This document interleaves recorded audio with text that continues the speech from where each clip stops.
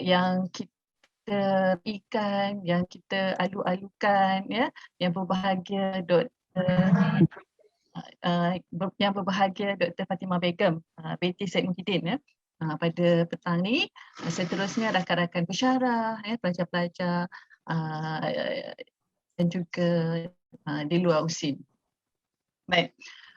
Mungkin saya boleh ceritakan sedikitlah tentang Kalam Mufid ni. Kalam Mufid ni merupakan program bulanan, ya, yang kita anjurkan, ya, PPT anjurkan, di mana ia merupakan satu platform, ya, untuk berkongsi atau perkongsian ilmu, ya, yang untuk kita nak kukuhkan lagi sendiri itu akli. Jadi kita menjemput pensyarah-pensyarah daripada berbagai bidang, ya, untuk berkongsi ilmu mereka, ya, kerana kedua-dua ilmu ni sangat penting lah.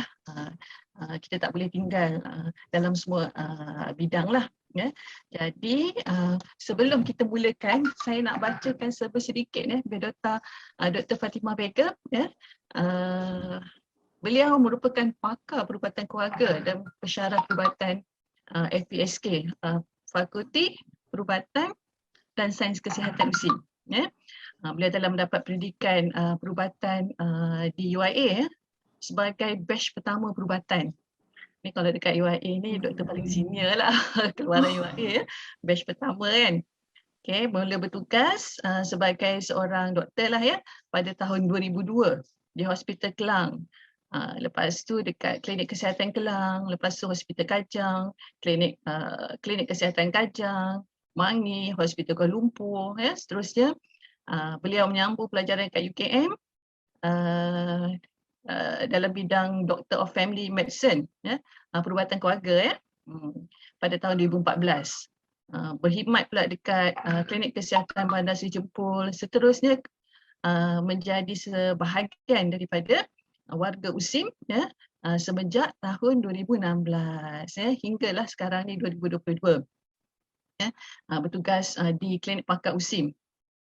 Dekat PPT memang kita kenal lah sebab Dr. Fatimah Begum ni dia menyumbang dalam research kita, ya, sumbangan sangat besar dalam research yang under PPT sendiri kan, yang pasal senaman tua.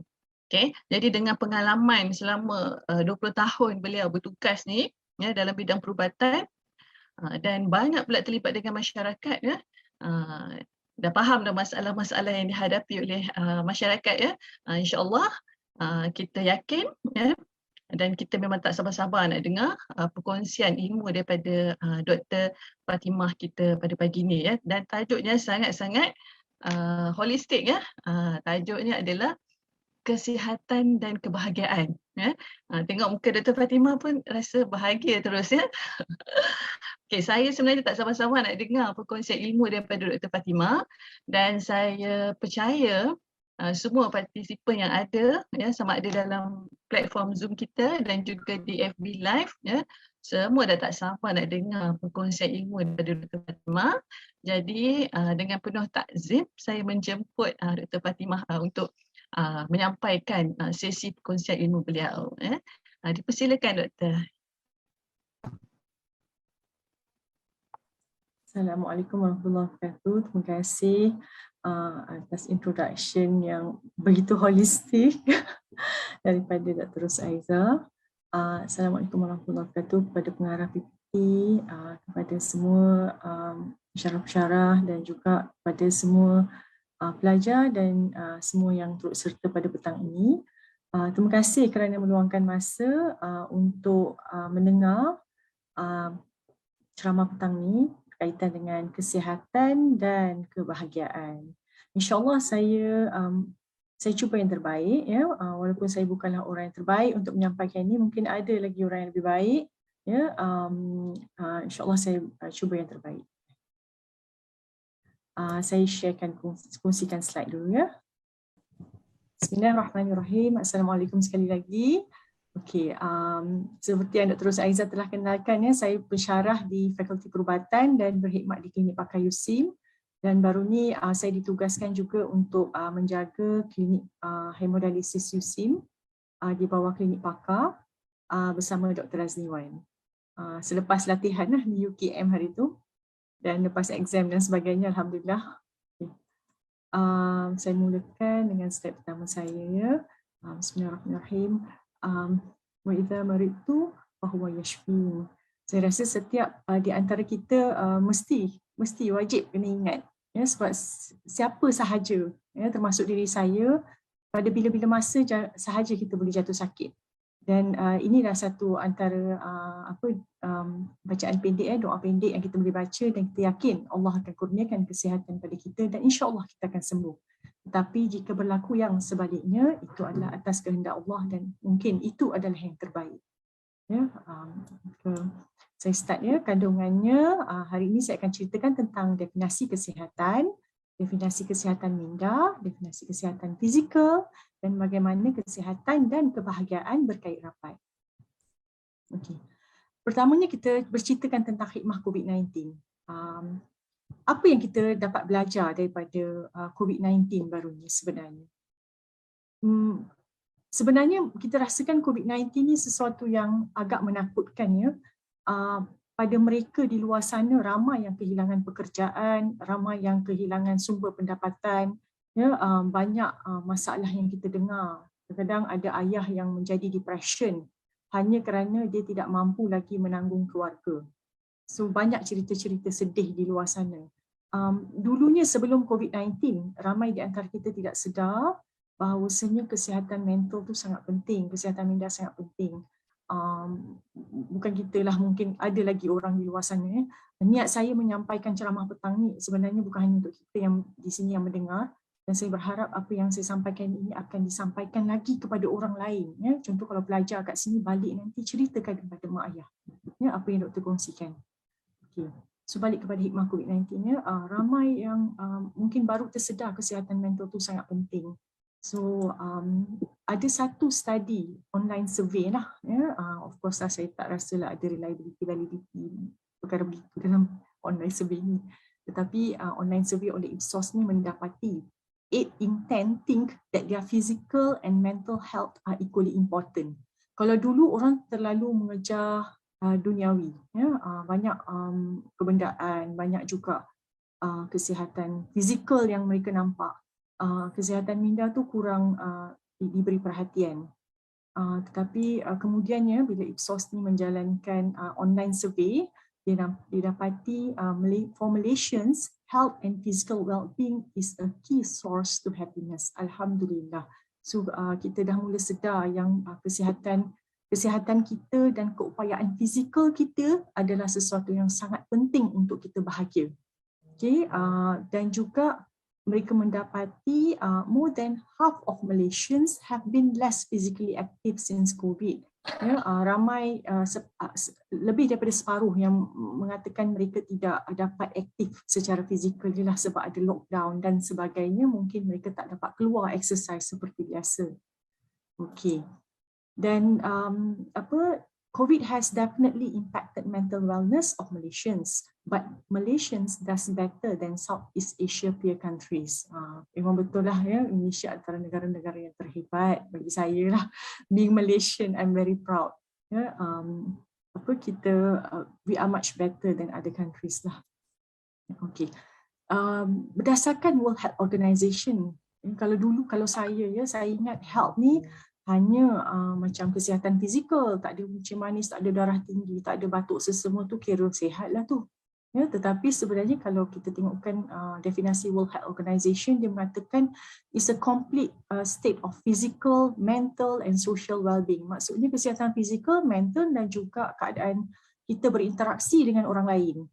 Itu juga adalah health, di bawah kategori health. Keupayaan kita mampu melakukan perkara tersebut tu menunjukkan insya-Allah kita seorang yang sihat lah. Okay, it's not only the absence of disease or infirmity. Infirmity ni macam keuzuran. Ya, kalau ikutkan memang definisi dia sangat holistik. Namun begitu, World Health Organization juga sangat-sangat menekankan bahawasanya active cooperation of the public are of utmost important in the improvement of the health of the people. Apakah maksud ayat ini? Ya, sebenarnya World Health Organization menggalakkannya bahawa peranan kesihatan ini bukan hanya dijalankan oleh ahli kesihatan lah yang bekerja di bidang sektor kesihatan, tetapi juga oleh setiap ahli masyarakat. Sebab tu tadi saya kata apa ilmu yang saya sampaikan, insya-Allah saya harapkan ni pada pelajar kita yang mungkin ada yang daripada manalah tahu ada Sabah Sarawak ke, ada daripada kawasan yang mungkin mak ayah diorang tak sempat nak tengok TV ke kan, sibuk bekerja, ya, kita boleh sampaikan ilmu ni pada mereka. Ya, bahawasanya kesihatan sangat penting dan kita ni perlu mempunyai ilmu untuk mengenal pasti diri kita sendiri dan juga persekitaran kita itu sihat. So itulah antara mesej yang saya nak sampaikan petang ni. Okay. It is important to approach health as a whole, okay, and the aim is to have an overall health, balanced life, which is the key to good health. Yeah, the aim for overall well-being and balance in life is the key to good health. So dia memang holistik. So saya mulakan dengan kesihatan minda. Ya. Kalau dulu kita panggil kesihatan mental, tapi sekarang ni Ministry of Health, ya, Kementerian Kesihatan Malaysia telah menggunakan ayat yang lebih lembut lagi, iaitu minda. Kerana wujudnya stigma di kalangan masyarakat. Ya, kan kalau kadang-kadang kalau orang tu marah kat orang lain, dia kata, mental lah dia ni. Mental lah. So bila ayat macam tu terkeluar, so terkeluarnya stigma. So bila orang kata mental je, orang rasa benda tu sesuatu yang negatif. Tapi sebenarnya kalau nak katakanlah ya, sebenarnya saya berkhidmat di klinik kesihatan dulu ya. Sebenarnya ramai je yang ada sedikit mungkin masalah dengan kesihatan minda kita ya. Contohnya yang paling common ialah depression, ya, tekanan perasaan. Mungkin sebab cabaran dan dugaan di dalam hidup kita sehari-hari boleh menyebabkan kita menjadi sedih atau terasa kurang keyakinan diri dan perkara-perkara tersebut juga di bawah kategori kesihatan minda. Okay, cuma sekiranya kesihatan minda ni mengefek daily activity ya, sampai tak boleh keluar rumah, tak boleh pergi kerja. Bila dah tahap-tahap macam tu, itu dah dikira terlalu serius lah. Okay. So saya start dengan slide tentang kesihatan minda ya. Okay. Masalah mental sebenarnya dia melibatkan gangguan pada fungsi otak yang boleh menyebabkan perubahan kepada proses pemikiran, perasaan, tingkah laku seseorang. Ya, ini sebenarnya dia bermula dengan neurotransmitters di otak ya. Kita ada saraf nerve di otak tu. Di antara nerve to nerve tu dia ada neurotransmitter yang kita panggil dopamin, serotonin. So biasanya kalau doktor bagi ubat tu, doktor bagi ubat untuk stablekan neurotransmitter di bahagian otak tersebut. Itu biasanya ubatlah, peranan ubat. Tetapi bukan mudah untuk doktor nak mulakan ubat. Sebab untuk doktor perlu klasifikasikan, bagikan diagnosis yang sebenar-benarnya. Dan sekiranya penyakit tersebut pada level katakan mild, kita hanya rujuk kepada kaunseling. Ya? Tapi kalau dia kategori yang severe, maksudnya memang perlu ubat ni, ya? Tak boleh berfungsi kalau tak makan ubat, itu ataupun tahap yang kita rasa oh ini akan jadi teruk ya, kalau tak bagi ubat, itu memang kita bagi ubat. Sebab tu kalau doktor bagi ubat, dinasihatkan untuk makan, dan jika tidak setuju untuk makan ubat tu, bawa balik ubat tu, bincang dengan doktor dulu. Doktor, saya tak setuju nak makan ubat. Cuba doktor terangkan dekat saya, kenapa saya kena makan ubat ni? Ya? So, boleh berbincang dengan doktor sekarang ni. Kalau rasa ubat tu diberi oleh hospital, kita boleh bawa ke klinik kesihatan atau klinik swasta untuk mereka bantu terangkan pada kita lah apa masalah yang menyebabkan doktor hospital ni start ubat. Yes, sepatutnya bolehlah, tak ada masalah. Okey, melainkan doktor klinik kesihatan tu sendiri tak tahu dan disuruh pergi hospital balik. Okey, so masalah mental melibatkan gangguan pada fungsi otak yang boleh menyebabkan perubahan kepada proses pemikiran, perasaan dan tingkah laku seseorang. Ini mengakibatkan gangguan untuk menjalani aktiviti seharian dengan baik. Ya, macam saya kata tadi, mungkin ada juga di antara kita yang ada, tapi kalau dia tak ganggu ya aktiviti seharian kita, kita tak katalah benda tu masalah mental yang teruk sampai jadi penyakit lah. Itu adalah macam biasa-biasa je lah. Kalau kita jumpa kaunselor pun benda tu boleh recover, tak ada masalah. Okay, so jenis masalah mental ni saya bagi tahu sebab kalau kita ada ilmu ni dan nanti kita boleh bezakan yang mana yang perlu rawatan doktor, yang mana yang tak perlu.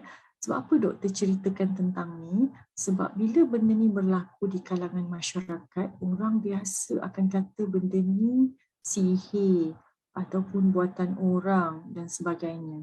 Tapi kalau kita ada ilmu, kita boleh bezakan dan kita boleh kita boleh nasihatkan kawan kita ke ahli keluarga kita untuk mendapatkan rawatan awal.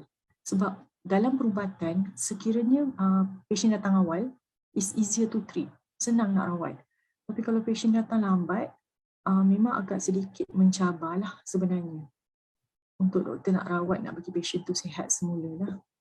Okey, jenis penyakit mental, kalau neurosis ni dia melibatkan gangguan pada pemikiran, perasaan dan kelakuan. Biasanya tidak menjejaskan kewarasan. Sebab tu ada kawan kita tu dia boleh cakap, ya aku ni sedih lah, sedih sangat, aku tak tahu kenapa aku sedih sangat ni. Kalau perempuan biasa dengar kan macam tu, kalau kita panggil premenstrual symptom lah, kalau nak dekat-dekat haid ke apa ke, sedih sangat, tak tahu kenapa sedih. Mereka selalunya sedar dan akan keadaan kesihatan mereka dan fungsi harian mungkin terganggu sedikit atau tak terganggu pun. Tu di bawah kategori neurosis tapi taklah kata penyakit. Ni just doktor nak describekan dia jatuh kategori mana. Okey, psikosis ni perubahan yang amat ketara dalam pemikiran, perasaan dan tingkah laku. Kalau kategori psikosis ni, dia kewarasan mereka terganggu. Dan ada satu lagi kategori iaitu kecelaruan personality. Okey, ini adalah mereka yang mempunyai masalah dari segi perwatakan atau karakter individu itu, dan masalah yang dialami ini boleh memberi kesan kepada hubungan interpersonal dengan orang lain. Kalau kita faham kawan kita ni memang jenisnya cakapnya suka menjerit ke, sikit-sikit cakap dia pedas ke kan, kita faham je lah mungkin cara dia cakap, komunikasi, personality dia begitu. So kita diam sahaja atau elakkanlah diri, protectlah diri. Okay. So neurosis tadi macam doktor kata tadi, kemurungan, depression di bawah kategori neurosis. Perasaan, bila kita kata, tadi doktor kata perasaan sedih ni di bawah kategori neurosis, tapi itu adalah perkara biasa. Cumanya sekiranya berlaku perasaan sedih yang melampau dan berpanjangan, terlalu berat untuk ditanggung dan berpanjang melebihi tempoh 2 minggu. Macam sedih sangat sampai tak boleh nak bawa kereta ke, tak boleh pergi kelas ke, tak boleh mengajar ke. Ini sampai mengganggu fungsi kehidupan seharian. Kalau tahap macam tu, itu memang dah agak teruk dan perlu berjumpa doktor. Tetapi kalau sedikit sahaja, rasa sedih yang berpanjang sikit-sikit tu, jumpa kaunselor pun tak ada masalah, insyaAllah. Okay. So satu lagi ialah anxiety disorder. Anxiety disorder di bawah kategori penyakit ni, mereka merasa bimbang, resah gelisah. Seseorang itu berasa tertekan, berpeluh, berdebar-debar, rasa takut yang melampau akan bahaya.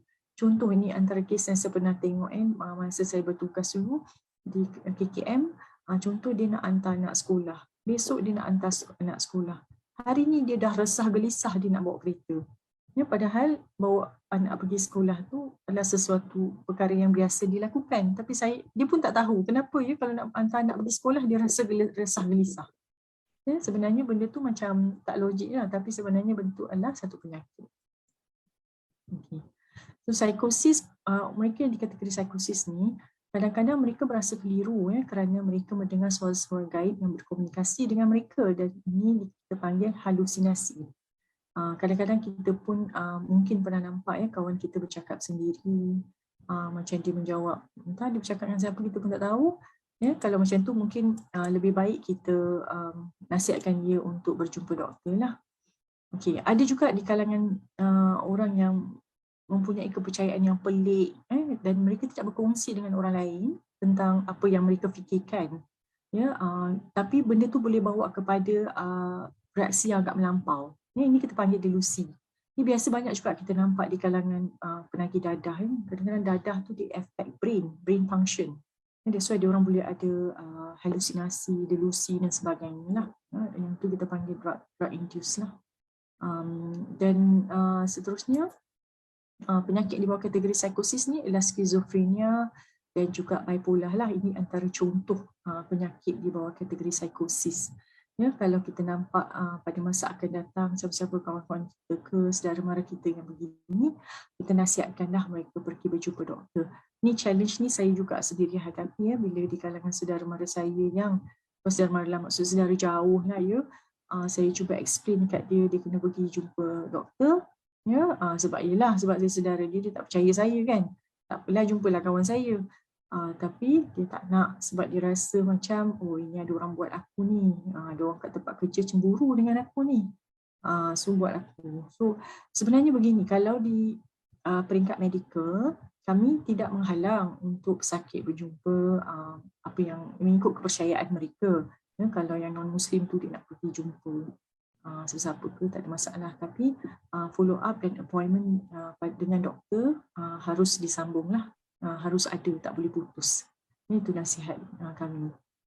Okay, kalau yang Muslim nak pergi perubatan Islam, insya-Allah tak ada masalah sebab inilah ayat Quran mana tahu boleh menyembuhkan juga, tapi jumpa doktor juga pada masa yang sama, insya-Allah. Okay. So apa yang patut kita buat kalau kita jumpa saudara mara macam kes saya tu kan? Saya suruh dia pergi klinik kesihatan, ya. Tapi kalau kat bandar ni kadang-kadang tu diorang nampak klinik kesihatan sibuk je kan. Boleh je jumpa klinik swasta ataupun kalau di USIM ni kita ada kaunselor-kaunselor hebat, ya. Kita boleh jumpa kaunselor-kaunselor kita, buat appointment, ya. Kalau macam para pelajar ke ada masalah apa-apa, boleh je contact kaunselor untuk mencurahkan perasaan, ya. Macam kalau kita nak bercakap ni, kita pun nak jumpa dengan orang yang kita boleh percaya. Kadang-kadang kita takut nak cerita dengan sebarangan orang sebab takut orang nanti stigma kita pula kan.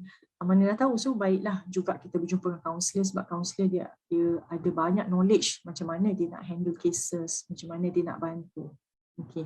Kalau rasa macam tak nak jumpa kaunselor, tak nak pergi klinik kesihatan, kita boleh baca dekat My Portal Health KKM, ya. Banyak juga ilmu di sana. Kita boleh juga cuba DASCO online, Depression, Anxiety, Stress.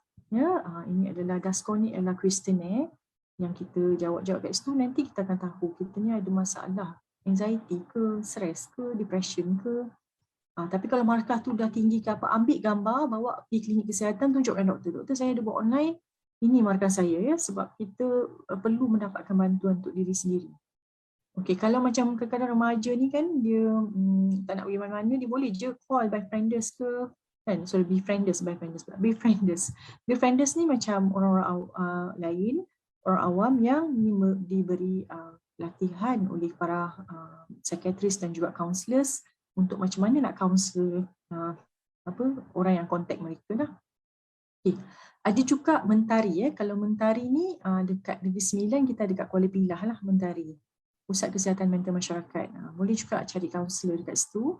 Boleh tanya dia orang kalau ada lah kaunselor datang. Tapi biasanya kadang tempat ni untuk macam pusat. Dia nak bagi ubat kat patient skizofrenia dan sebagainya. Tapi boleh je sebenarnya. So apa yang saya nak sampaikan di sini, sekiranya kita atau sesiapa sahaja mempunyai masalah berkaitan dengan perasaan, minda, personality, kita nak cari tempat untuk bercakap. There are many people actually that is willing to help us. It's just we need to find for help. Jangan kita diam, simpan.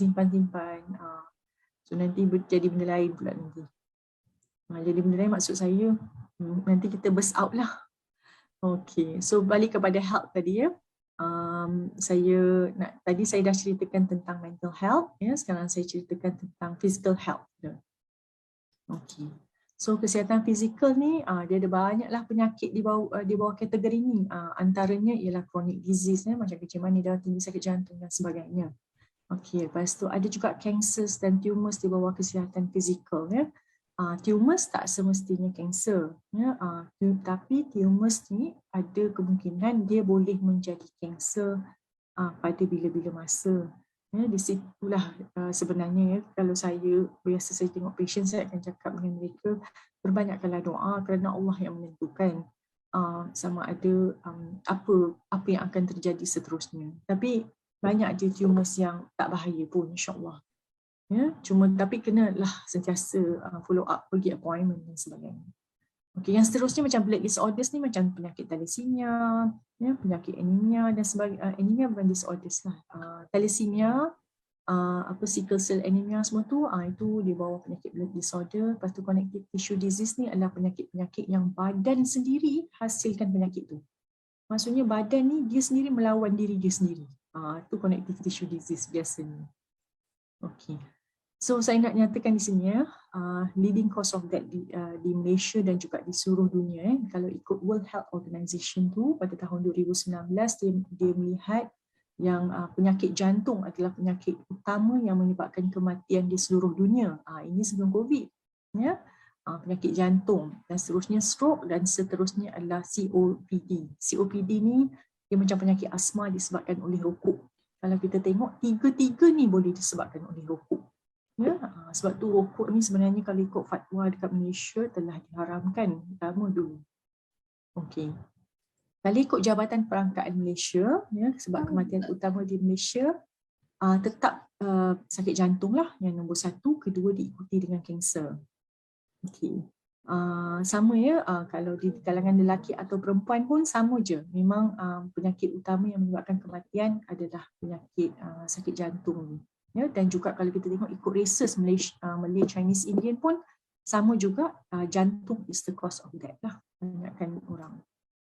Okey, kalau kita tengok dengan negara-negara jiran ya, kalau ikutkan Malaysia sakit jantung kan banyak, kalau Indonesia banyaknya stroke. Saya rasa sebab mungkin diorang banyak juga kes-kes darah tinggi, cara pemakanan. Itu antara puncanya lah rasanya. Okey, so tak apalah kita tengok Malaysia memang kebanyakannya sakit jantung lah punca kematian. Dan kalau kita tengokkan dari segi faktor umur ya, penyakit jantung ni dia boleh start even before 40 years old. Ada je kes-kes kematian yang berlaku pada usia muda. So kenapa benda ni terjadi? Kalau dulu kita ingat kencing manis, darah tinggi, kolesterol sahaja puncanya, sebenarnya banyak lagi faktor lain puncanya. Nanti saya terangkan kenapa.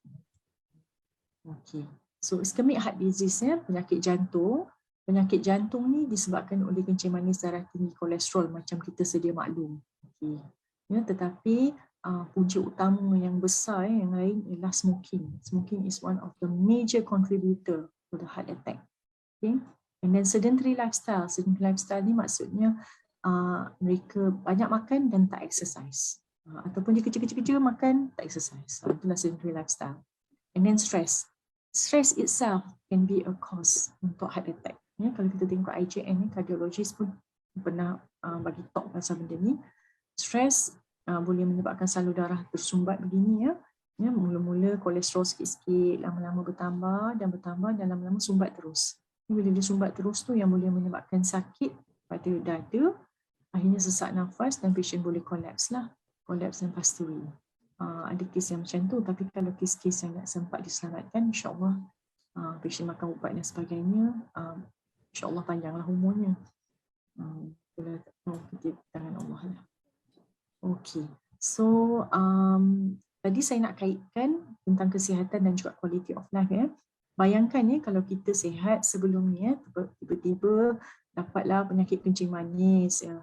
Bila dapat penyakit kencing manis, komplikasi penyakit kencing manis ialah antaranya adalah kebutaan. Dia lama-lama dia akan menyebabkan kerosakan salur darah, kerosakan urat saraf, lama-lama akan boleh jadi buta.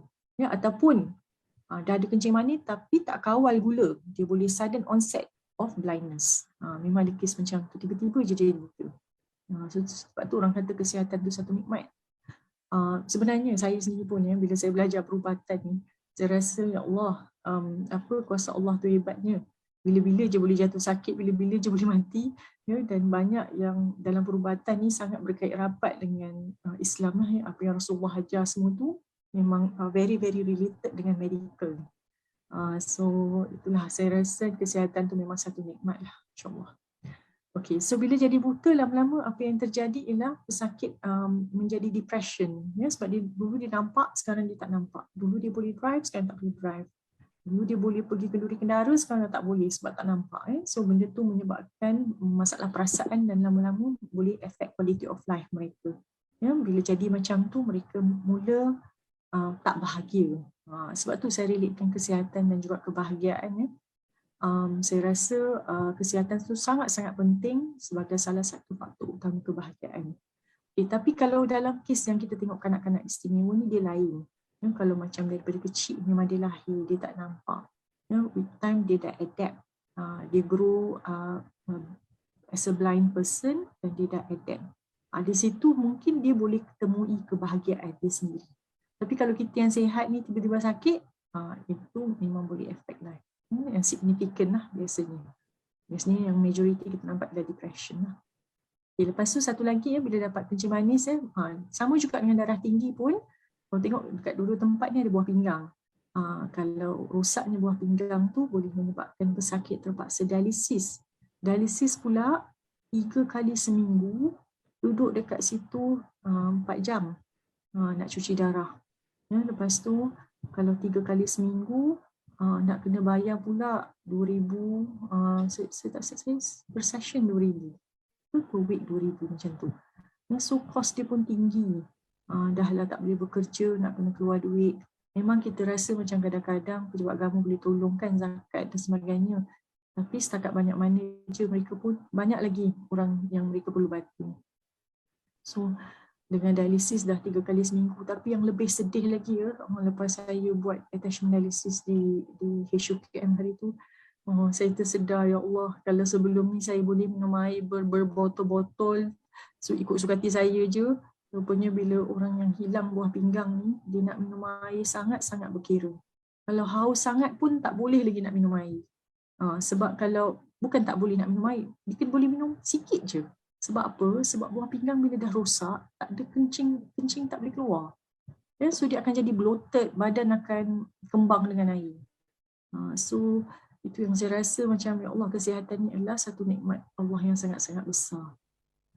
So sebab tu saya nasihatkan lah kepada siapa yang mendengar ni, jagalah kesihatan kita dari segi kencing manis, darah tinggi. Kalau siapa yang dah ada tu tak apa, kalau kita usaha, Allah tahu, Allah mengetahui. Ya, insya-Allah.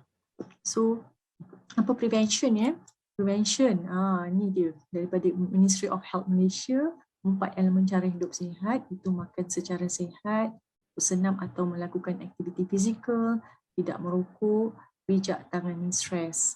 Okey, saya yang bercakap ni memang senanglah bercakap kan, tapi nak mengamalkannya bukan mudah. Tapi kalau kita mind setting, ya, kita set dalam minda, I am going to do it, insya-Allah I will do it and I can do it. So makan secara sihat ya, kita mulakan dengan pinggan yang comel ni. Ya, dekat pinggan ni sepatutnya 1/3 saja nasi. Kalau kita ikut genggaman tangan, segenggam nasi. Itu sahaja nasi. Nasi ni sikit sahaja. Okay, ini pinggan Malaysia yang biasa, bukan pinggan Arab yang besar tu, pinggan Malaysia yang biasa. Okay, lepas tu saiz protein yang 1/3 sahaja. Kalau daging tu diikut saiz kotak mancis. Kecil je, sikit je. Lepas tu separuh daripada tu adalah buah dan sayuran. Okey, kalau ikutkan kalau pesakit kencing manis, buah pun dia kena kontrol jugalah, sebab buah pun ada yang manis. Manis buah pun dikira gula juga sebenarnya. Okey, so kita tengok hadis Tirmizinya. Sebenarnya saya dapatkan bantuan daripada lecturer FQS untuk membantu saya dengan hadis ni. Okay, a human feels no worse vessel than his stomach. It is sufficient for a human to eat a few bites to keep his spine straight. But if he insists, 1/3 should be reserved for his food, another 1/3 for his drink, and the last 1/3 his breathing. Okey, kalau kita tengok hadis ni, kita hanya perlu makan sedikit sahaja untuk kita tak sakit perut, tak gastrik, ya. Dan kita ada tenaga. Bila dikata a few bites to keep his spine straight, maksudnya spine ni kan tulang belakang kita. Kalau kita tak makan kan kita macam membongkok, sakit perut lah, senak lah, pedih lah kan.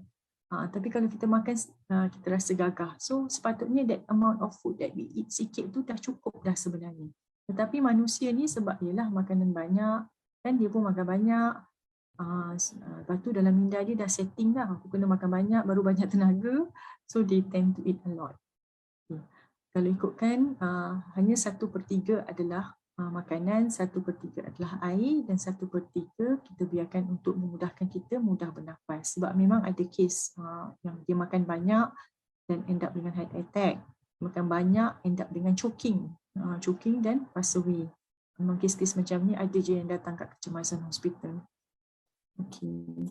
Lepas tu ni ayat Qurannya, children of Adam, rest properly whenever you are at worship.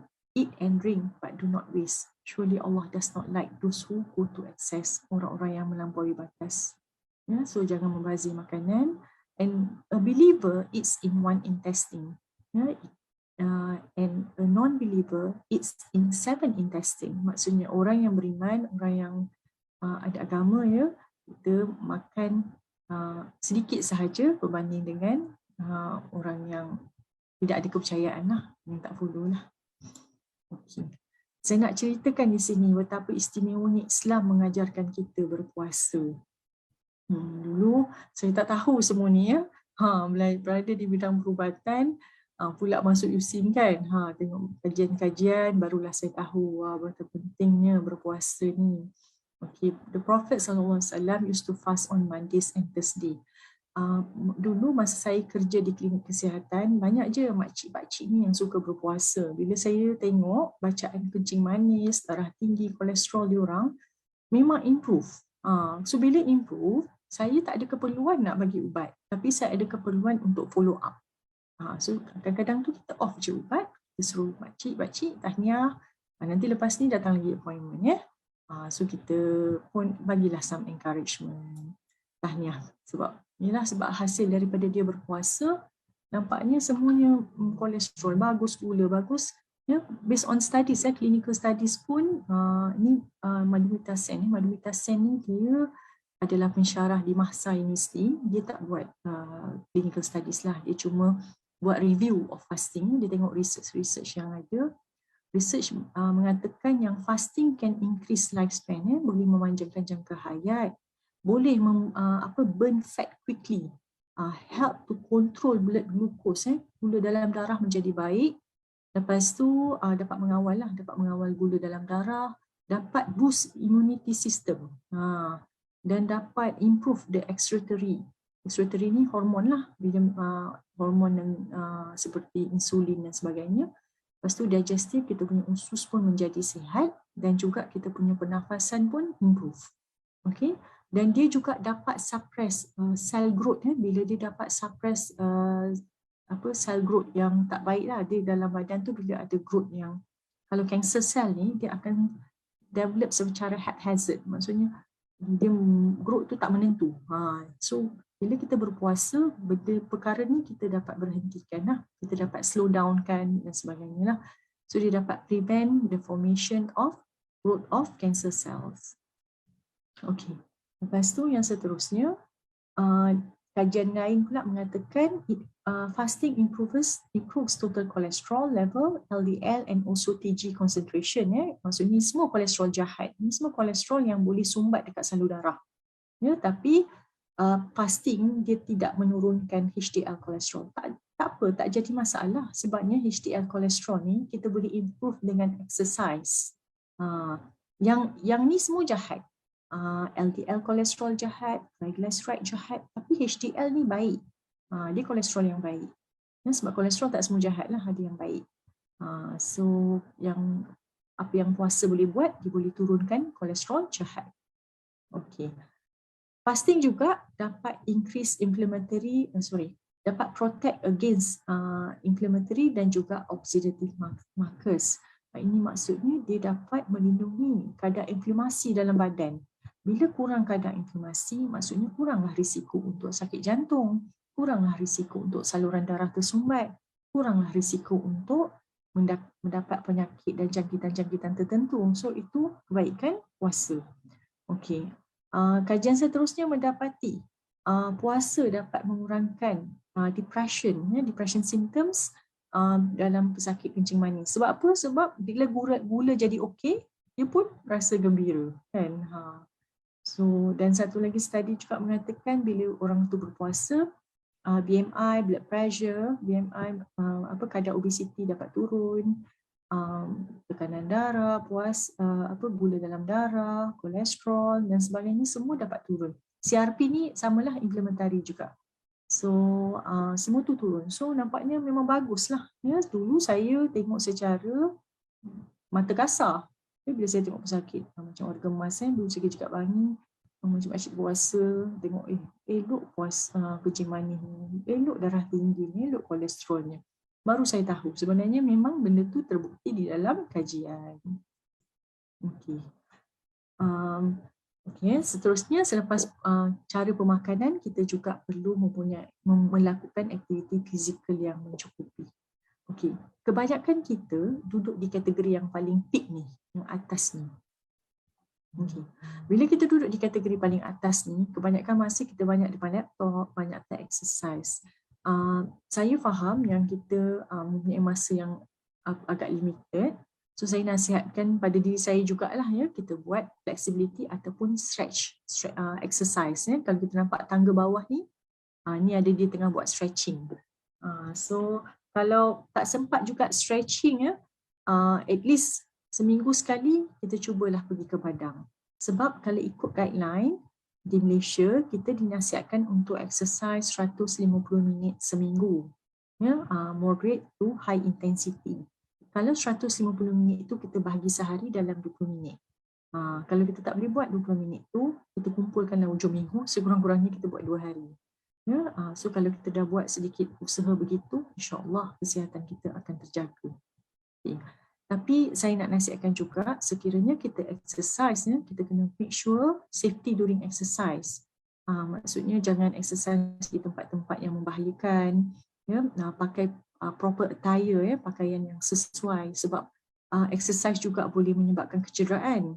Kalau orang muda tak apa, kalau orang tua terus patah tulang, ya, nanti bahaya. Lepas tu self ability. Okay.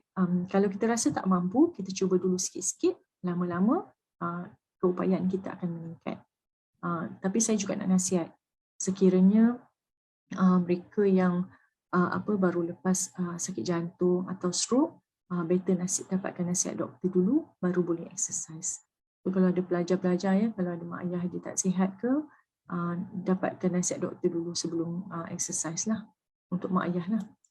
Okey, ni yang untuk merokok pula, sorry ya, dari saya laju. Okay, so tadi healthy lifestyle, pertama diet kan, pemakanan, kedua exercise, ketiga tidak merokok. Okay, ini pemerhatian saya lah. Sekarang kan FPSK dah pindah ke nilai. So bila dah pindah ke nilai, kadang-kadang tu adalah saya pergi beli makanan agak lambat, pukul 3-4 petang. Dan saya melihat ada di kalangan pelajar USIM yang ada juga yang merokok. Mungkinnya kawasan kampus adalah kawasan larangan, so tak merokok, so diorang merokok di luar. Tapi saya nak nasihatkan adik-adik sekalian, kalau anda tak berhenti merokok, benda tu boleh menyebabkan jangka hayat yang pendek. Ya, sebab merokok ni punca kepada hampir semua penyakit lah. Ya, dan bukan hanya pada diri kita sahaja, kepada persekitaran kita. Kalau lelaki, dia juga boleh menyebabkan penyakit kepada isteri dia dan juga kepada anak-anak. Ya, anak-anak perokok ada high risk untuk pelbagai penyakit. So kalau mereka yang merokok, cuba dapatkan bantuan di klinik berhenti merokok. Ya, sepatutnya banyak klinik kesihatan yang ada, tetapi akibat kekangan staff, mereka tak cukup staff, so kadang klinik tu tak jalan. So maybe kita boleh call, tanya klinik kesihatan dekat rumah kita, ada tak klinik berhenti merokok? Tahu tak kat mana klinik berhenti merokok yang terdekat? Ya, ataupun hospital biasanya ada. Tapi hospital pun tengok juga bilangan staff lah. Sebab nasihat saya untuk jumpa klinik berhenti merokok kerana kadang-kadang bila kita usaha sendiri, rokok ni ketagihan dia agak kuat. So kadang-kadang kita boleh gagal lah dalam usaha tu akibat ketagihan yang kuat ni. Okey, contohnya saya ceritakan kat sini, ni saya ambil yang KKM punya. Ya, 20 minit lepas kita tak merokok tu, biasanya degupan jantung kita akan improve balik. Lepas tu tekanan darah kita pun menurun balik. Sebab bila kita smoking, semua akan naik. Sebab tu senang dapat sakit jantung. Ya, ini bila dah berhenti tu, dia semua akan turun lah. Peredaran darah pun bertambah baik. Tapi bila momen ni berlaku, terus ketagihan tu datang. Bila ketagihan tu datang, orang yang merokok ni dia akan rasa resah, gelisah, tidak tenang, mengantuk, tak boleh fokus. Ya, so untuk keadaan begini, kalau dia sampai tahap mengganggu, sebenarnya dekat klinik kesihatan ada ubat lah yang doktor boleh bagi, nama dia Champix lah. Ya. Ubat tu kita buat assessment dulu sama ada kita boleh bagi atau tak. Dan dia ada planning untuk berhenti merokok tu. So sebab tu siapa yang berjaya berhenti ni, possibility untuk dia return balik insyaAllah rendah. Tapi kalau dia buat sendiri, kadang-kadang tu dia boleh merokok semula. So itulah dia beza dia. Okay, kalau ikut hukum pun memang merokok adalah haram. Ya. Okay. So tadi dah pasal rokok, sekarang tentang stres. Okay. Kalau kita ada stres, apa yang patut kita buat ya? Apa agaknya yang patut kita buat? Ini saya nyatakan langkah mengendalikan stres tekanan di tempat kerja. Kalau ada pelajar yang mendengar juga, ya, selain daripada tempat kerja, di tempat belajar pun sama juga. Yang paling penting, saya rasa kita perlu berfikir rasional dan positif. Itu yang paling penting sekali. Perlu ambil things as positive as possible. Okay. Kedua, kita perlu berkomunikasi dengan berkesan. Bercakap secara terang. Ya, kalau kita nak bagi arahan ke atau kita menerima arahan ke, ya, kita bercakap secara terang. Bertanya dengan cara yang baik, tone yang baik. Apa sebenarnya yang dimaksudkan, apa yang sepatutnya saya buat dan sebagainya. Okay. Lepas tu kita kawal kritikan dengan baiklah. Maksudnya kalau orang bagi komen dekat kita, kritik kita, kita yelah memang first time tu memanglah pedih sikit kan. Tapi kita cuba fikir baliklah kenapa dia cakap. Mungkin ada sebab dia cakap begitu. Ya, lepas tu kita cuba mengawal perasaan dan juga diri kita, self control. Ya, self control is very important. Okay, and then menyelesaikan masalah dengan berkesan. Ya, kita cuba sit down, think about the problem. Why did that problem happen? Okay, how can I solve that problem? What should I do? What is the improvement that I should make on myself first? Before kita nak salahkan orang, kita nak kata orang, kita tengok diri kita dululah. Mungkin cara kita yang menyebabkan orang tu begitu pada kita. Okay, and then kita juga utamakan cara hidup sihat. Ya, sebab ada kadang-kadang di kalangan remaja ke, ni saya kata tekanan kerja. Tekanan kerja ada je. Yang saya pernah tengoklah yang kat klinik kesihatan, bila dia stres, dia mula mengambil alkohol. Dia mula mengambil try ambil dadah nak melupakan masalah dan sebagainya. Ubat-ubat hayalan. Tapi sebenarnya benda tu dia tak sedar. Bila dia buat macam tu, benda tu menyebabkan addiction. Bila ada addiction, brain damage. Ya? Otak akan rosak.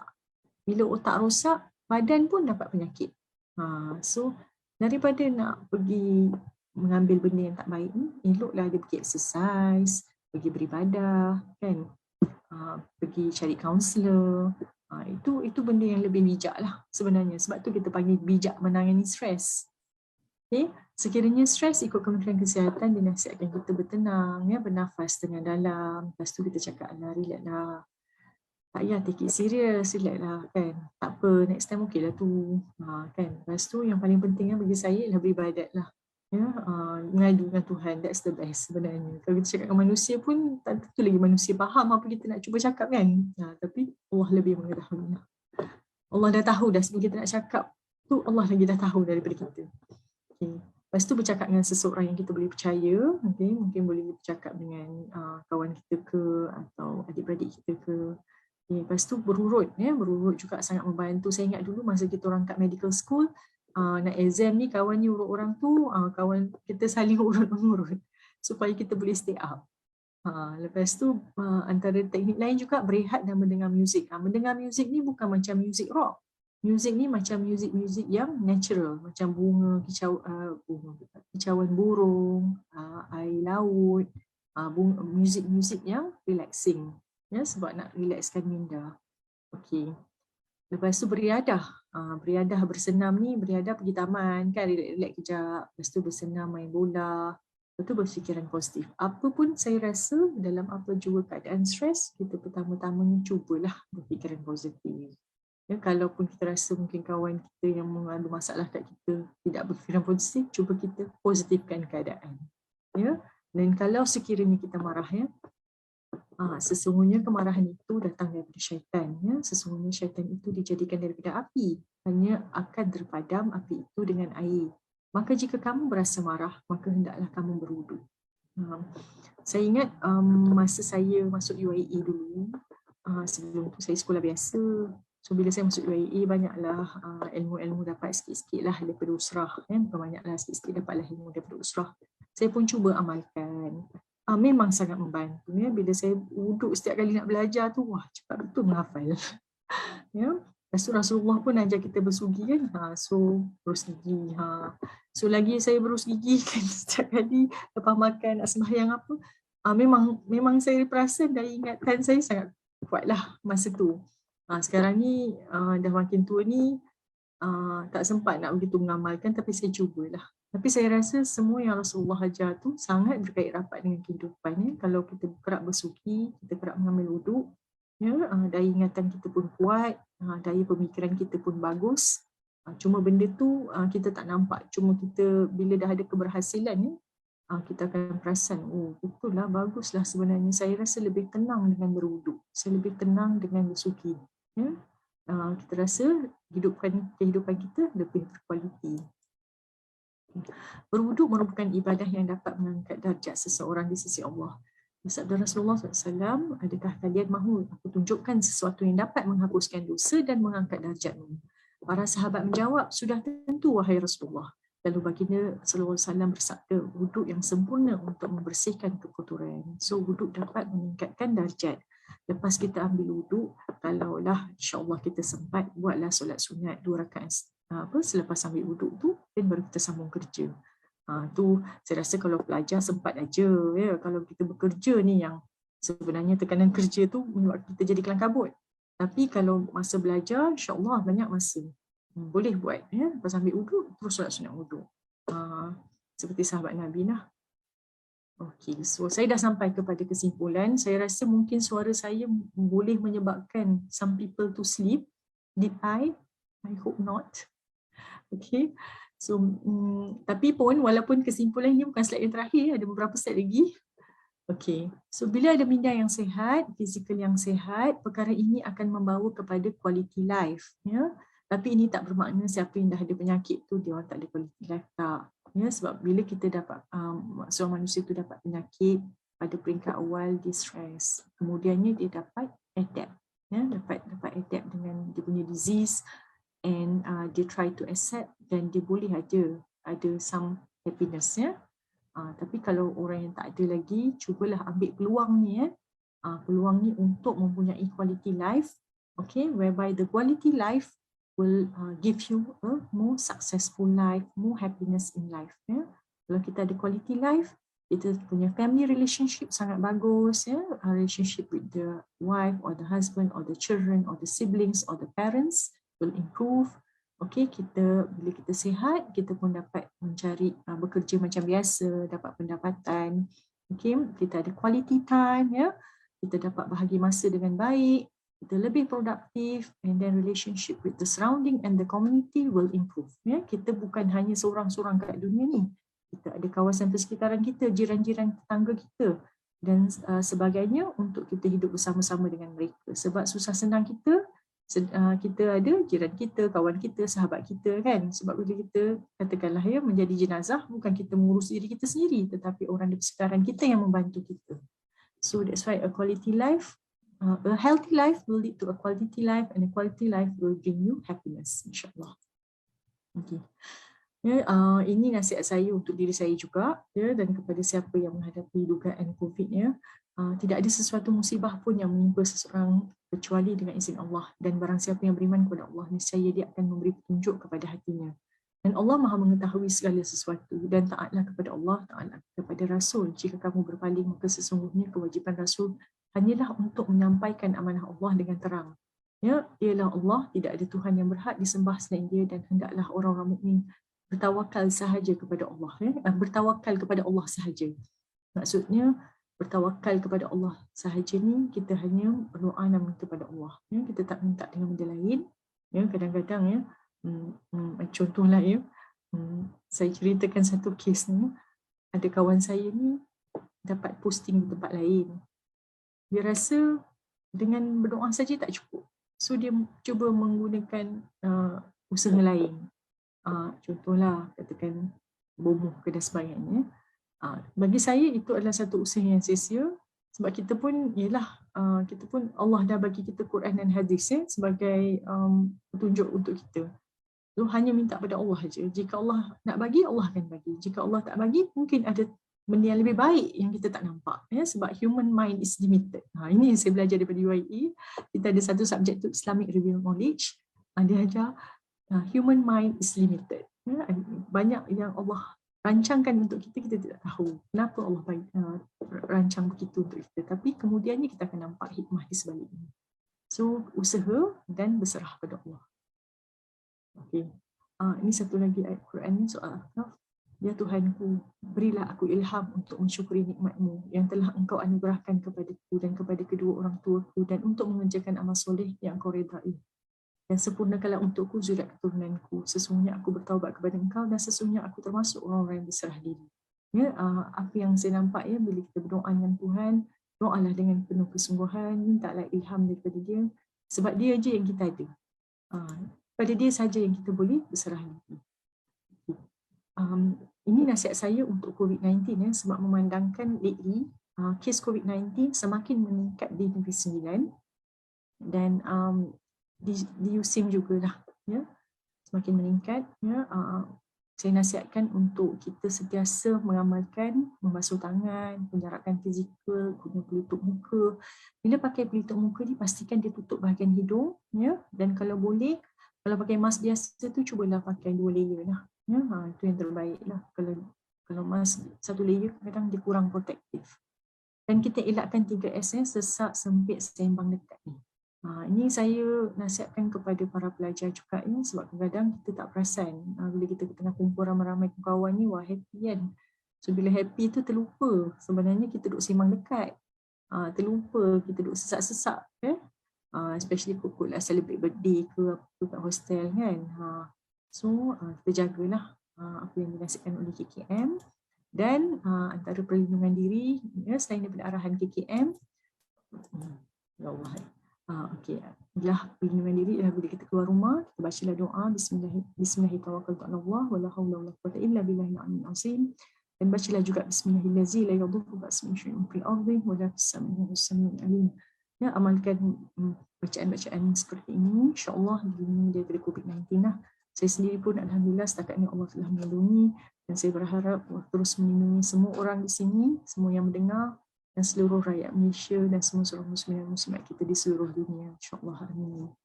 Okey, terima kasih semua. Kita berilmu, berdisiplin dan bertakwa. Ada soalan boleh tanyakannya. Okay, stop sharing. Okey, terima kasih banyak-banyak Dr. Fatimah di atas perkongsian ilmu pada petang ni. Kami yang mendengar ni galik sangat. Ilmu yang diberi tu mencurah-curah ibarat air pahit turun. Banyak ilmu dia, dan tenang kita mendengar. Baik, sebenarnya kita bersyukur sebab dekat USIM ni kita ada doktor perubatan yang Islamik kan. Bila bercakap dengan ada ayat Qurannya, dengan ada hadis-hadisnya, jadi kita dapat dua perspektif tu. Yang akli pun ada, yang nakli pun ada, ya. Dan saya rasa kita sangat beruntunglah adanya pensyarah macam Dr. Fatimah lah dekat USIM ni. Baik, sebenarnya sebelum saya buka sesi soal jawab, ya, saya rasa memang tajuk pada petang ni sangat holistik, ya, dan saya suka pendekatan Dr. Fatimah kita yang mana mengajak kita untuk tahu tentang ilmu kesihatan ni dan menyampaikan ilmu kesihatan ni kepada orang-orang sekeliling kita, ya. Dan yang kita selalu faham kesihatan ni kesihatan fizikal lah. Tapi Dr. Fatimah terang kat kita ada 3 kan. Ada kesihatan fizikal, ada mental, kalau tak nak sebut mental pun minda kan, dan juga sosial. Yang saya rasa kita ni, kalau saya sendiri pun kalau nak bagi 3-3 ni memang tak dapat A+, A- pun tak dapat ni, B+, B agaknya, ya. Fizikal pun sihatnya B, mental pun B, dan juga sosial pun B, ya. Tak dapat A+, tak cemerlang, hari ni pun bila dengar prevention yang Dr. Fatimah bagi tu, insaf lah sekejap, ya. Insaf sekejap sebab sebenarnya pagi tadi saya baru habis bengkel dekat Nilai Spring. Dr. Fatimah pesan makan secara sihat. separuh kotak mancis ya. Sedangkan tadi meja kami tu, meja untuk 10 orang, 3 orang je ada. Meja sebelah ramai. Jadi faham lah kan, ambil udang, ambil ikan, ambil ayam, ambil lagi daging, daging salai semua tu kan. Tak tahulah berapa kotak mancis hari ni ya untuk yang bab lauk tu kan. Jadi belum lagi dessert dan sebagainya. Jadi memang insaf lah ya bila dengar tu kan. Baik. Saya rasa saya tak nak berceloteh panjang dan saya percaya kita punya penonton hari ini kalau yang dalam platform Zoom ni setakat ni ada 29 termasuk kita berdua ya Dr. Fatimah, maknanya ada 27 orang ni mungkin ada berbagai-bagai persoalan yang nak ditanyakan. So saya bukalah sesi soal jawab kepada sesiapa yang nak bertanya kepada penceramah kita pada petang ni. Silakan. Assalamualaikum warahmatullahi. Waalaikumsalam. Sila Ustaz Izzuddin. Saya nak tanya berkenaan dengan mungkin ada kaitan jugalah kot dengan kesihatan, cuma berkenaan dengan pandangan Dr. Fatimah berkenaan dengan untuk kita mendepani golongan-golongan yang macam anti vaksin pada hari ini tu, bagaimanakah doktor menangani? Sebab kita melihat di sini juga ada kaitannya juga kot dengan kesihatan sosial tadi. Bila mana isu vaksin dibincangkan, kadang-kadang sampai putus kawan, tak nak bertegur sapa. Sebab apa? Kerana ada dua pandangan yang berbeza. Jadi bagaimanakah jalan ataupun penyelesaian yang terbaik yang dicadangkan oleh peringkat ataupun pihak kedoktoran ini dalam kita mendepani isu ataupun situasi vaksin pada hari ini di antara golongan yang bersetuju dengan tidak bersetuju. Wallahu a'lam. Soalan tu agak sukar tetapi insya-Allah boleh dijawab. Saya dapati sebenarnya vaksin ni salah satu usaha kita untuk mencegah penyakit. Ya, kalau ikut maqasid syariah pun kita ada hak untuk berusaha dari segi kita nak kena selamatkan nyawa. Dalam maqasid syariah ada lima pilar kan, 5 poin antaranya adalah nyawa, menyelamatkan nyawa.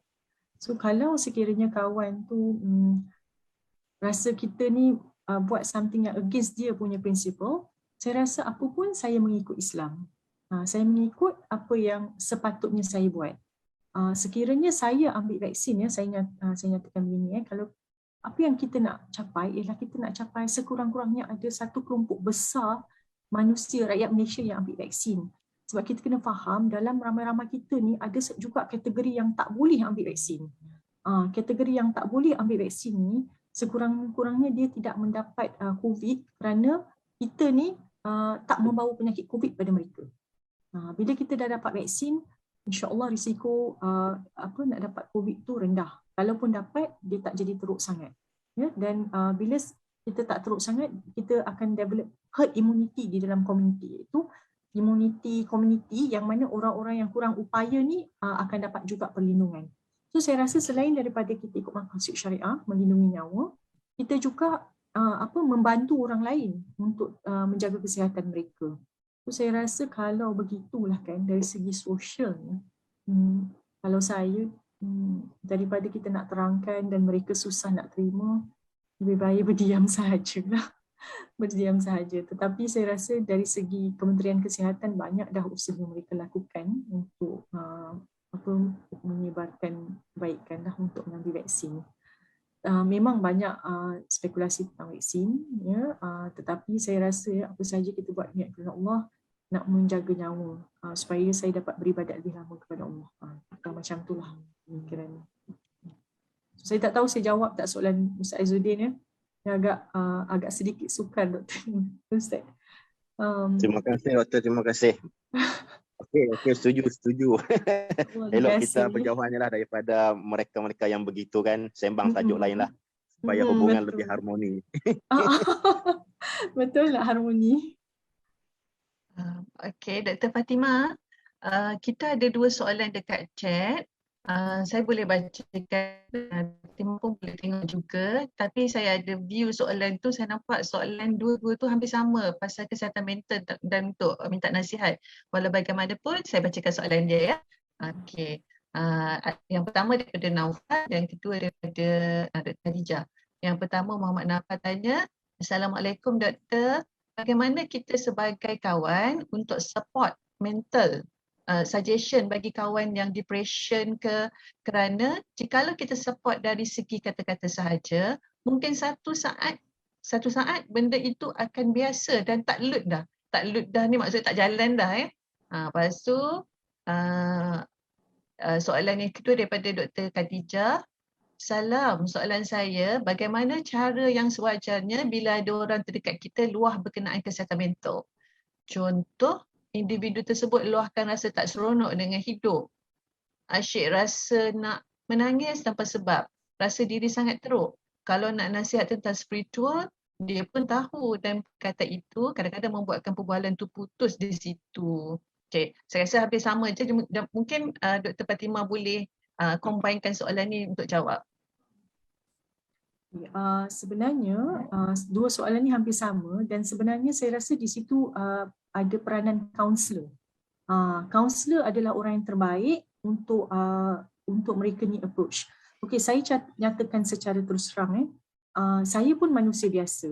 Ya, saya pun bila bekerja ke apa kadang saya penat, saya rasa sedih atau sebagainya, saya hubungi kawan saya yang psikiatris.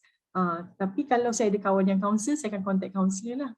Tapi untuk kita di USIM, saya perasan kita ada good counselors yang sebenarnya kita boleh hubungi mereka dan bercakap dengan mereka. Untuk para pelajar mungkin boleh hubungi lecturer, pensyarah untuk mendapatkan bantuan kaunselor. Untuk yang staff pun memang kaunselor banyak membantu lah. Sekiranya rasa tak nak pergi dekat kaunselor, boleh juga datang ke klinik pakar USIM, buat appointment jumpa kami. Ataupun boleh juga pergi ke klinik kesihatan. Okey. Itu satu. Okey. Yang kedua ialah peranan kita sebagai kawan. Ya. Apa perkara pertama yang biasanya kaunselor buat ialah mereka menjadi pendengar yang baik. Menjadi pendengar yang baik. Kedua, sekiranya kita nak bagi solution, mungkin solution kita tu tak betul. So kita boleh cadangkan saja pada dia. Okey, aku hanya boleh tolong dengar, tapi cara nak menyelesaikan aku pun tak pandai, aku pun tak tahu. Lebih baik kita berterus terang. Ya, mungkin kau boleh jumpa kaunselor untuk bantu kau. Sebab kaunselor ni dia bukan hanya mendengar, sebenarnya dia akan cadangkan apa metod yang terbaik untuk orang tu buat. Ya, kalau dari segi financial ke masalah kewangan yang menyebabkan dia jadi macam tu, kadang-kadang sebenarnya kalau kita fikirkan kita ada je Jabatan Kebajikan ataupun pusat zakat yang boleh memberikan bantuan. Kadang-kadang orang tu mungkin dia tak perasan, dia layak, mungkin tak perasan atau apa-apa bantuan lain lah yang boleh diberikan. So kaunselor lah saya rasa. Ada juga yang tadi kalau pelajar tu tadi, kalau tak nak jumpa kaunselor takut orang lain tahu cerita, kalau orang muda begitu. Boleh try DASS online tu, DASS. Depression, Anxiety and Stress Score. Dia ada online punya yang boleh buat. Lepas tu kita beritahu kita ni apa masalahnya. Ataupun boleh contact Befrienders, macam doktor cakap tadi tu, Befrienders. Befrienders apa lagi? Boleh je pergi klinik swasta yang berdekatan lah mana-mana. Saya harap saya jawab soalan. Okey, kita masih buka kalau ada apa-apa soalan. Kita tengok siapa yang angkat tangan ataupun bagi mesej. Ada tak? Sekejap, kita cek balik sekali lagi. Okey, nampaknya macam dah tak ada. Ya, sekarang pun dah pukul 4.12. Ya. Memang kita rasa macam tak nak berhentilah sesi ni kan, sebab sangat bermanfaat ya. Tetapi semua benda pun ada dia punya dia punya timing kan. Dan saya memang nampak Dr. Fatimah telah menyelesaikan tanggungjawab dia dengan sangat baik ya. Dan saya pun nak menyelesaikan tugas saya juga sebagai moderator lah ya. Jadi saya rasa saya nak selesaikan di sini ya. So kita tamatkan dulu sesi kalam mufid kita yang ke-6 ni ya. Sebab kalam mufid kita berdiri bulan depan ada pula siri yang seterusnya yang ke-7 ya. So saya akhiri dengan lafaz yang mulia. Wabillahi taufiq wal hidayah. Wassalamualaikum warahmatullahi wabarakatuh. Dan kita jumpa lagi di sesi berikutnya dalam Mufid 7 pada berhadapan. Terima kasih banyak-banyak Dr. Fatimah. Terima kasih pengarah, Dr. Man.